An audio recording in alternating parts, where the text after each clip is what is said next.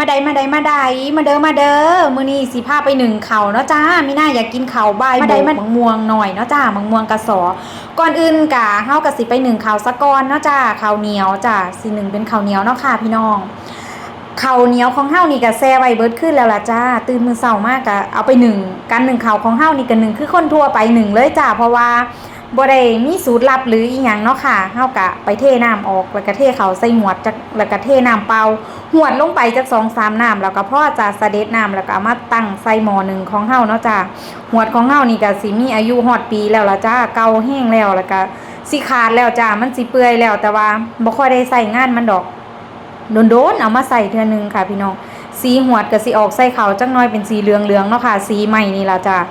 หนึ่งผ่านไปครึ่งชั่วโมงข้าวเหนียวของเฮาก็สุกเฮาก็บ่มีแนวซวยเขาเนาะจ้าพี่น้องเฮาก็เลยบ่ฮู้สิเฮ็ดจังไดเฮาก็เลยเอาทัพพีมาข้นๆแล้วก็ตากพัดลมจักหน่อยแล้วก็ใส่ติ๊บจ้าพี่น้องใส่ติ๊บเขาใส่กล่องเขาของเฮาก็สีเหลืองๆจักหน่อยเพราะว่าสีหวดเขาของเฮาเนาะค่ะสีใหม่ในหวดนั่นแหละจ้า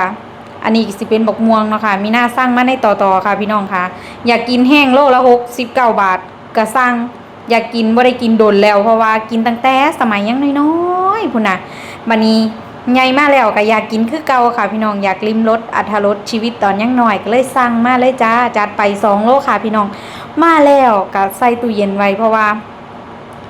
ยังบ่ทันได้นึ่งข้าวเหนียวหั่นนะข้าวเหนียวก็บ่อยากซื้อเด้อย่างนึงกินเองอยากได้อรรถรสชีวิตว่าซ่านอยากลิ้มรสความลำบากนี่จักหน่อยเพราะว่าตอนยังน้อยนี่ก็บักม่วงนี่ก็บ่แม่นว่าสิได้กินง่ายๆเนาะค่ะเพราะว่าแต่ก่อนมันเป็นต้นใหญ่ต้นสูงแฮงเด้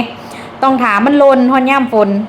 มื้อใดพายุเข้านี่ก็พากันไปเก็บบักม่วงนี่แหละได้เป็นกระตาเป็นหาบพุ่นน่ะแต่ก่อนต้นสูงแฮงเด้ต้นแบบใหญ่แฮงอ่ะแต่ก่อนน่ะสมัยซุมื้อนี้เพิ่นนั่นเอาต้นแบบว่า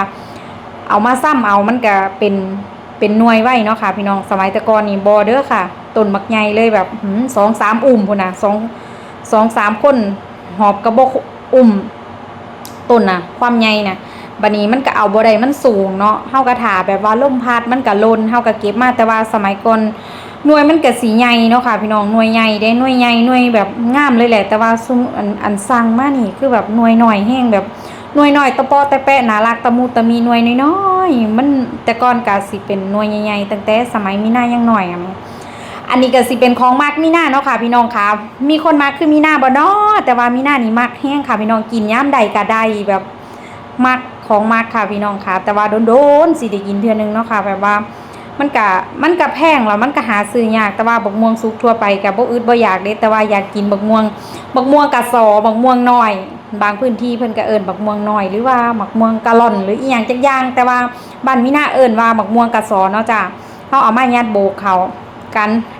ารยัดโบกเขานี่ก็บ่มีอีหยังหลายดอกค่ะพี่น้องตัดหัวบักม่วงแล้วก็บีบเอาเม็ดมันออกแล้วก็ยัดข้าวเหนียวเข้าไป